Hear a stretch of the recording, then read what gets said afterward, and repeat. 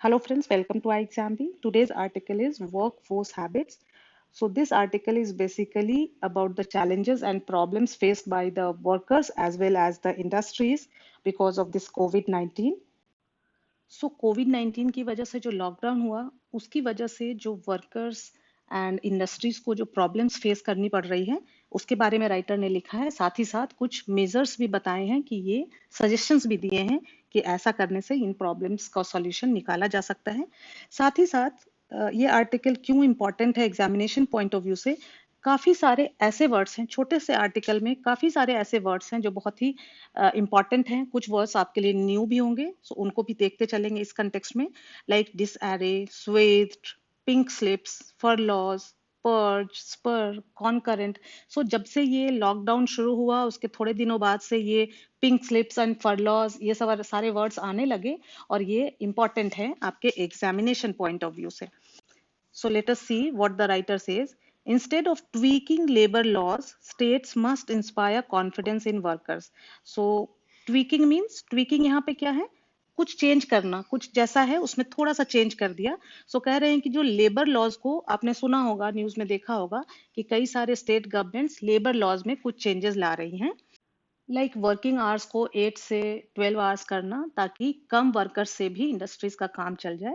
लेकिन राइटर्स का यहाँ कहना है कि ये लेबर लॉज चेंज करने के बजाय स्टेट्स को क्या करना चाहिए, they should inspire confidence in workers.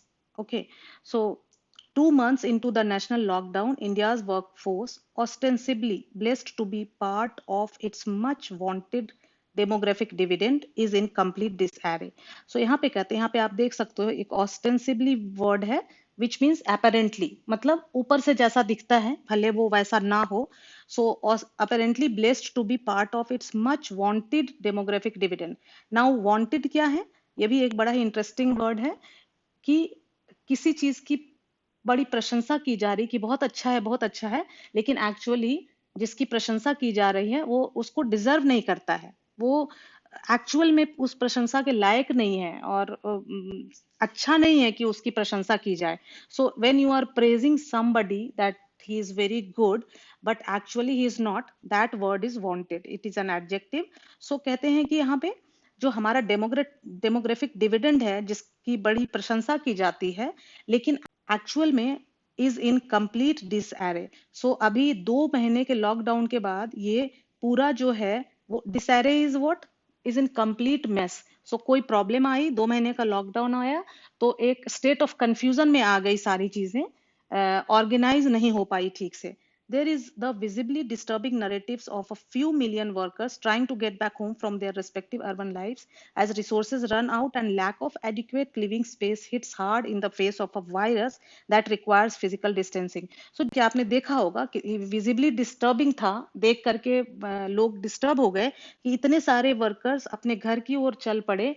क्यों? क्योंकि वो अर्बन एरियाज में जहाँ पे रह रहे थे अब उनके पास रिसोर्सेज नहीं बचे, वो डेली वेजेस पे काम कर रहे थे, इनकम का कोई स्रोत नहीं बचा और पहले से उनके पास इतनी सेविंग नहीं होती जिससे कि वो 2 महीने अपना काम चला सके। दूसरा, उनके पास रहने के लिए शहरों में इतना स्पेस नहीं है जिसमें कि वो फिजिकल डिस्टेंसिंग मेंटेन कर सके, जो कि कोविड 19 की एक रिक्वायरमेंट है प्रिकॉशन लेने के लिए। सो दे यूज देयर फीट, चूंकि लॉकडाउन की वजह से गाड़ियां नहीं चल रही थी, वो पैदल ही निकल पड़े। दूसरी तरफ उनको पुलिस का गुस्सा भी सहना पड़ा, often facing police wrath till the administration allowed trains and buses to move again.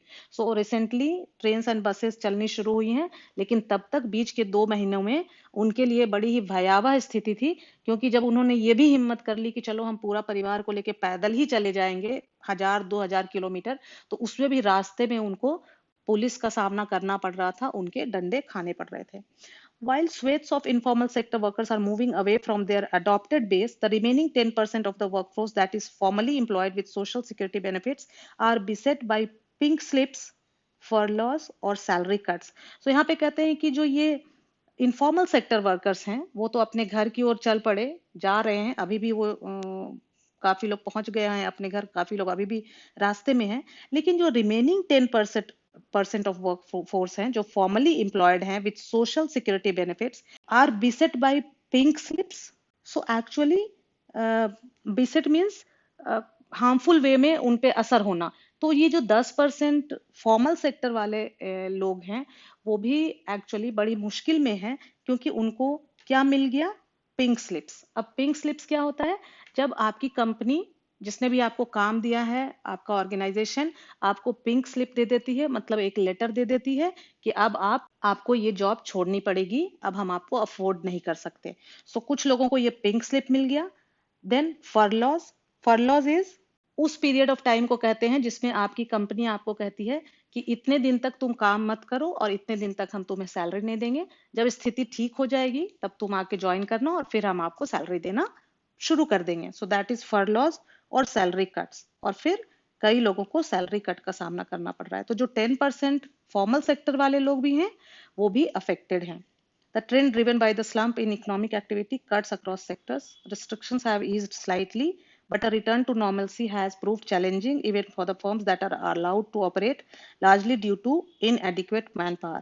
So कहते हैं कि ये जो इकोनॉमिक एक्टिविटी स्लम्प आया है, अक्रॉस सेक्टर्स है, लगभग लगभग सारे ही सेक्टर में प्रॉब्लम्स हैं। और हालांकि अभी रेस्ट्रिक्शंस हटा दिए गए हैं, नॉर्मल सिचुएशन होने में काफी टाइम लगेगा।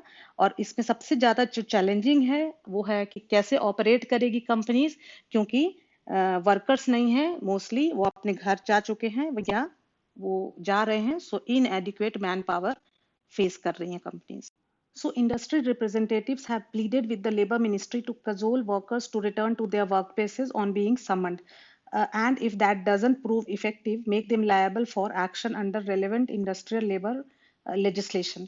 So industry representatives जो हैं, उन्हें अभी काम शुरू करने के लिए ये वर्कर्स चाहिए, इसलिए वो लेबर मिनिस्ट्री से रिक्वेस्ट कर रहे हैं। प्लीड मीन्स रिक्वेस्ट करना, टू कैजोल वर्कर्स मतलब वर्कर्स को लेके आए, उनको मनाना, फुसलाना जिसको कहते हैं। Cajole means to return to their work places on being summoned. तो उनको आने के लिए कहना कि आप अपने वर्क प्लेसेस पे वापस आ जाओ, और अगर ये नहीं होता है तो उनके खिलाफ कुछ एक्शन भी लिया जाए, ऐसा इंडस्ट्री रिप्रेजेंटेटिव्स लेबर मिनिस्ट्री से रिक्वेस्ट कर रहे हैं।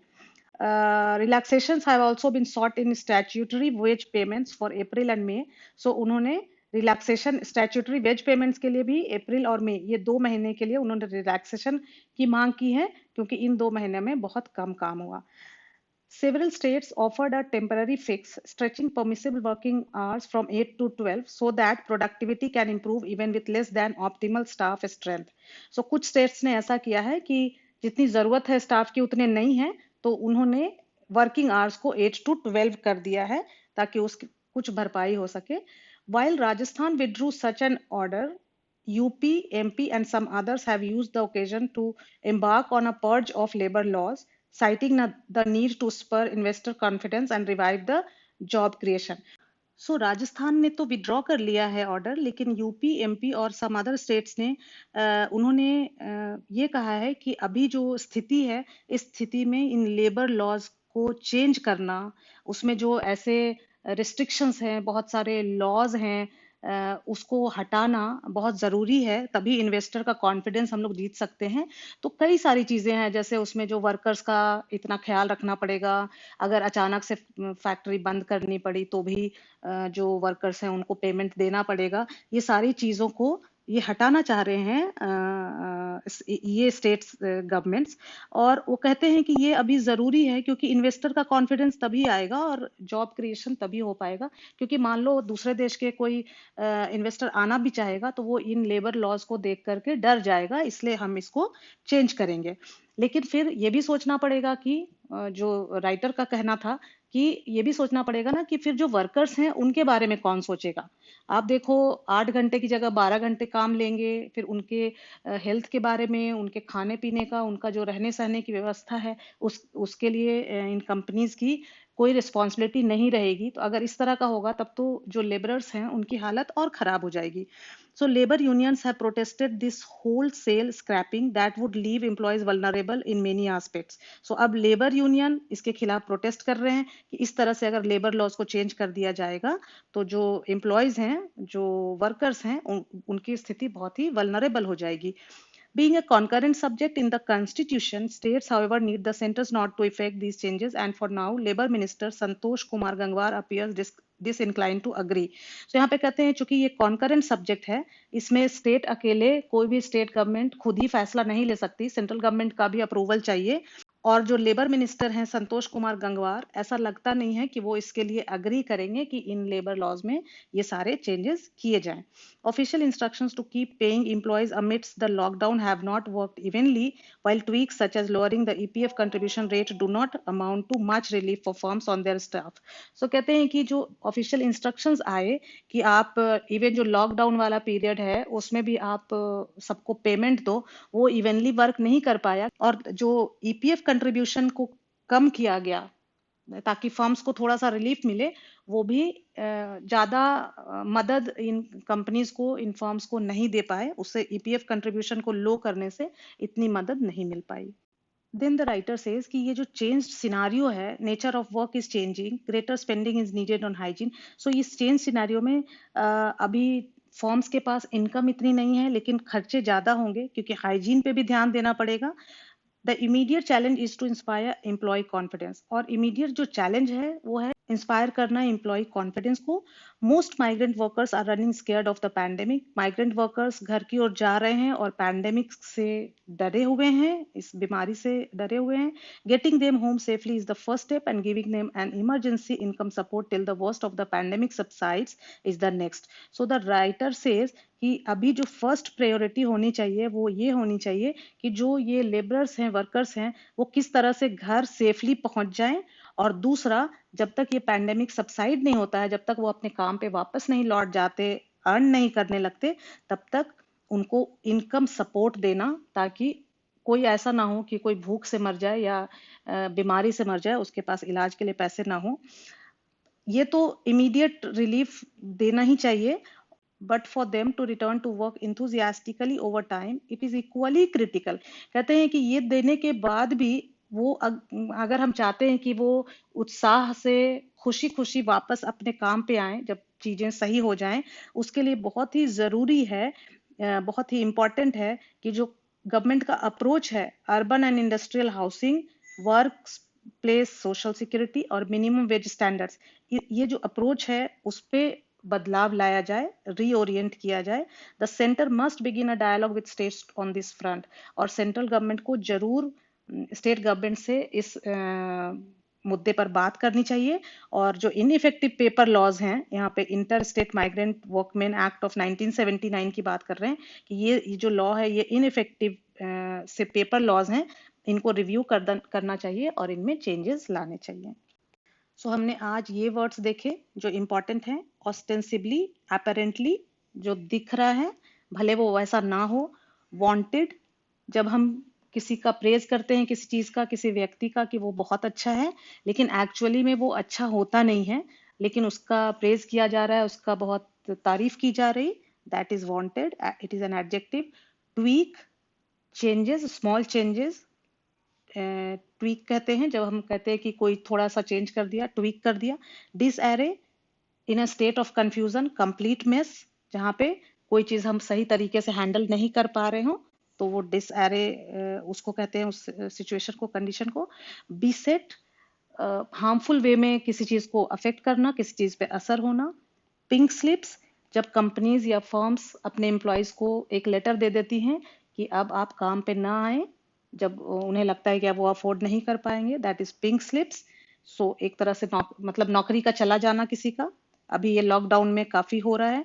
फर लॉस, जैसे कि लॉकडाउन में मान लो कोई रेस्टोरेंट है और अब वहाँ कोई भी नहीं आ रहा है खाना खाने, तो उनकी इनकम बंद हो गई है, तो रेस्टोरेंट जो फर्म का ओनर है वो कह सकता है अपने एम्प्लॉयज को कि अभी हमें इनकम नहीं हो रही है तो हम आपको पे नहीं कर सकते, जब फिर से रेस्टोरेंट शुरू होगा तब आप आना, अभी आप काम पे मत आओ, और जब आप आओगे तब फिर हम आपको पेमेंट करना शुरू करेंगे। ये बीच के इतने दिन, 2 महीने, 4 महीने, 6 महीने, जितने दिन भी है, आप मत आओ और हम आपको सैलरी पे नहीं करेंगे। So that is furloughs. Embark, to change something, कुछ ऐसा नया चेंज लेके आना। पर्ज, अगेन कुछ चीजें, कोई ऐसी चीज है जिसमें लगता है कि बहुत सारे चीजों को बदलने की आवश्यकता है, तो एक तरह से शुद्धिकरण बोलते हैं, कि साफ कर देना, हटा हटा करके।